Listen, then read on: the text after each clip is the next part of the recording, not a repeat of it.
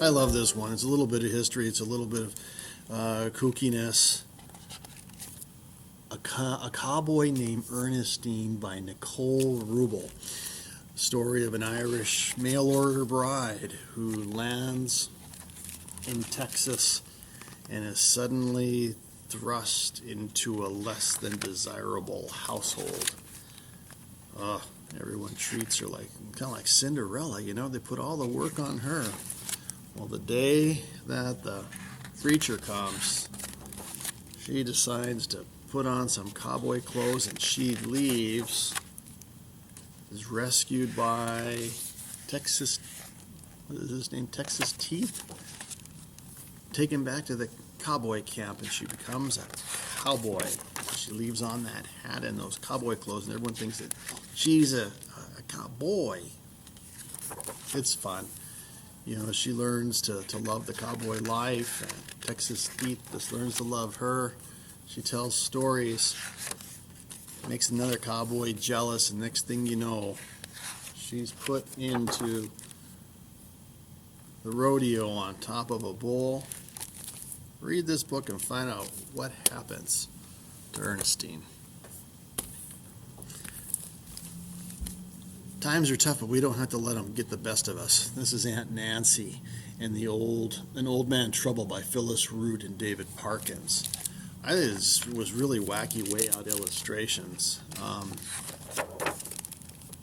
Gal lives out in the prairie and her well runs dry, but I think she realizes that Old Man Trouble is the one who caused it. Old Man Trouble comes in. He's a pretty spooky looking character. Kind of goes out of his way to make her life a little miserable. You know, makes the chair break and cup break and water spill all over, but she gets the best of Old Man Trouble. He doesn't like the fact that that she's just not disturbed by all the bad things he brings in, and he decides at the very end that she says that the well being dry isn't a problem. I'm just going to make it run again. She had her way with Old Man Trouble. This is a good book. The cold, or rather my cold, went on vacation. I think that many of us right now we're wishing that our world right now, as it stands at that cold, that this vicious virus would go on vacation too. Well, sometimes we just pass it along. This is kooky illustrations. It's a lot of fun. This person imagining where that cold is going. Out to Las Vegas, other places. It's a silly book. But I think it's an awful lot of fun. Picture books are supposed to be silly at times, not just serious. But this one was kind of serious. Cry Heart But Never Break. This one's by Glenn Ringved and illustrated by Charlotte Pardee. Sometimes we have sad things visit us. Death is not easy. Our old people, they pass.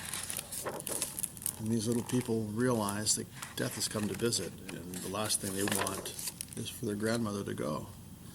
But this is a really beautiful story, and it's told in such a way that it helps us to understand that life is just a process, that things come into the world and they leave. I love this book. It's soulful, simple. Illustrations are bright when they need to be and sad when they need to be. But at the end, the resolution is wonderful.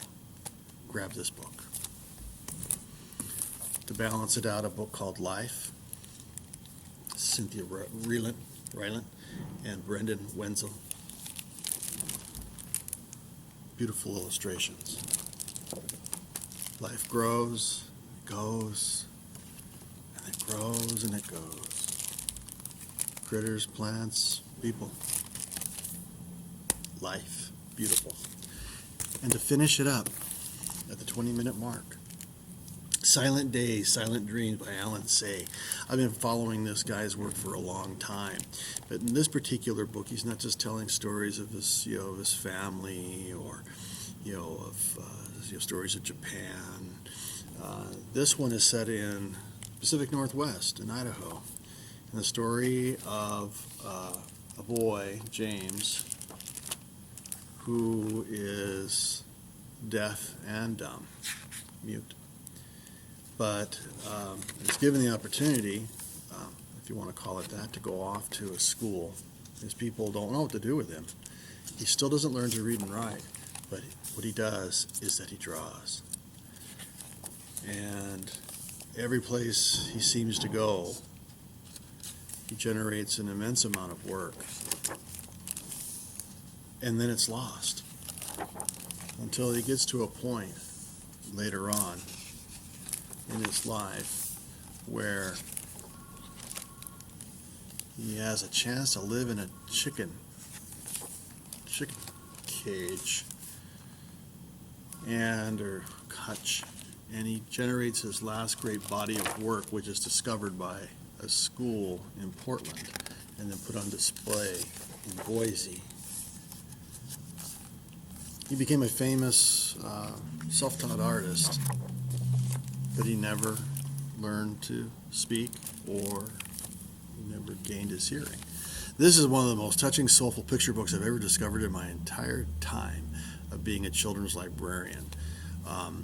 It's so revealing, and yet at the same time, what I loved about Alan Say and his approach to making this book is that he took all the tools that James had and used it to make quite a number of the illustrations in this book. He took nativist stuff, soot and spit and sticks, just like the artist did, and made works of art with them. Anyway, great stuff. Thank you. I'm so happy to see you. I hope that you get a chance again to take a look at some of these books at home, and if you have patience, don't worry, they'll be here waiting for you when you come back to the library. It's good seeing you. I look forward to seeing you again soon.